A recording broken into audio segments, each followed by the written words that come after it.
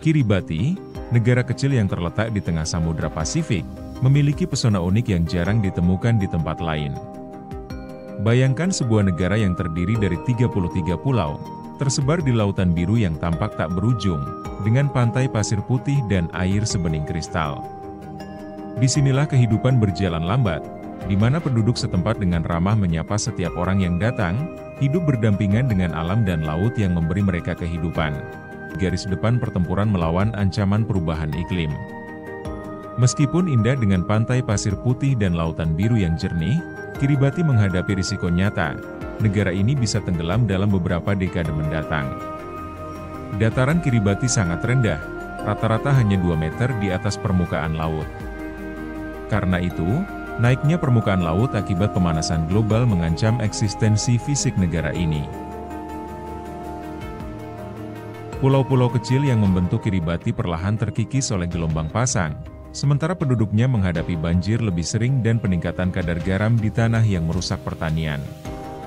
Namun, meskipun ancaman ini nyata, Kiribati tidak tinggal diam.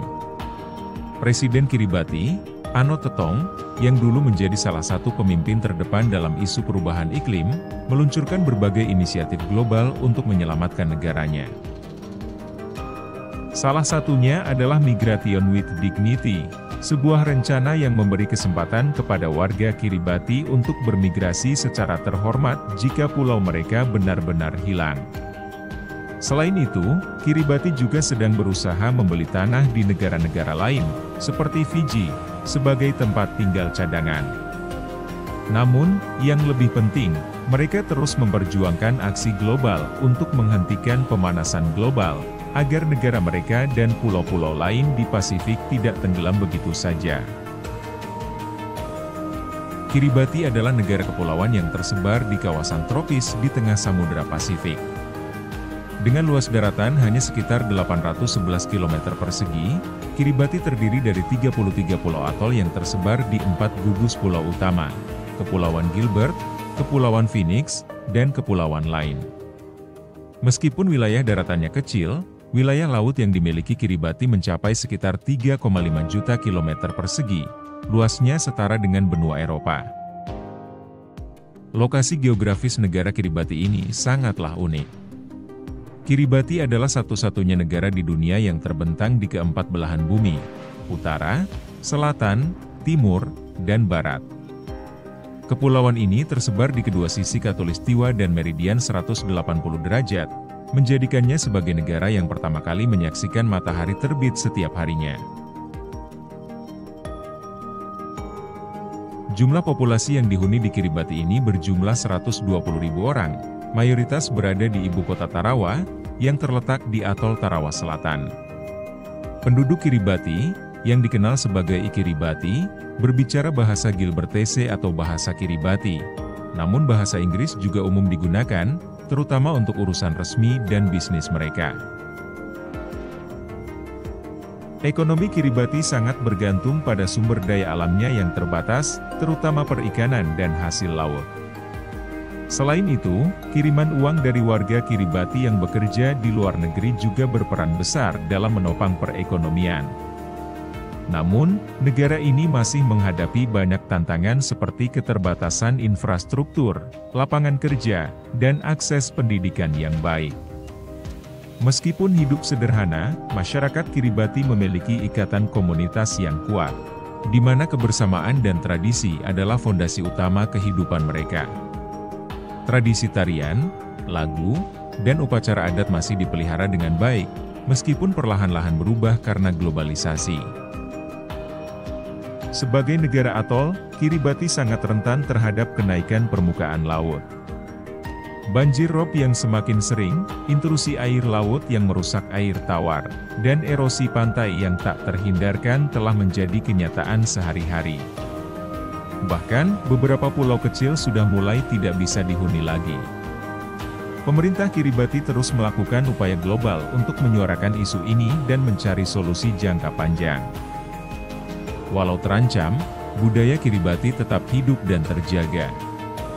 Tarian tradisional Kiribati, yang disebut Tebuki, merupakan simbol penting dalam ekspresi budaya mereka.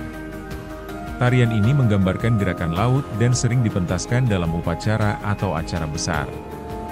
Selain itu, masyarakat Kiribati juga sangat menghargai laut sebagai sumber kehidupan, tidak hanya untuk ikan dan makanan, tetapi juga sebagai bagian dari identitas mereka.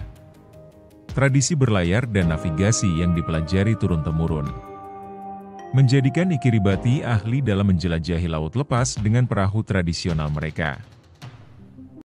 Kiribati telah mengambil langkah besar untuk menjaga ekosistem laut mereka.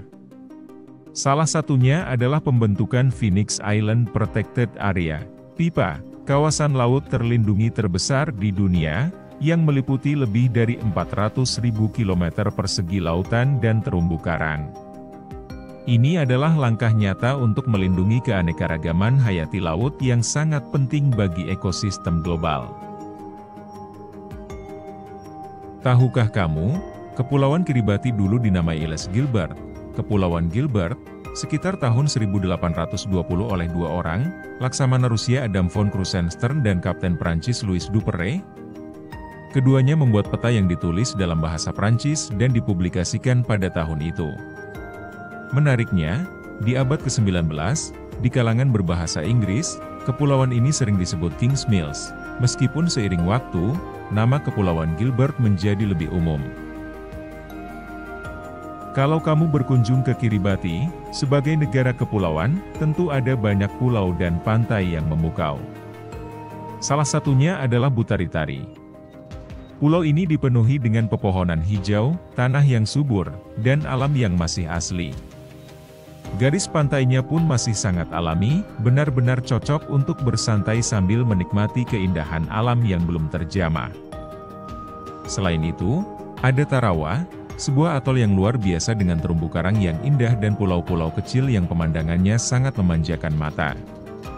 Tarawa juga merupakan ibu kota Kiribati dan sering disebut sebagai di Venezia Pasifik, karena keindahannya yang menawan.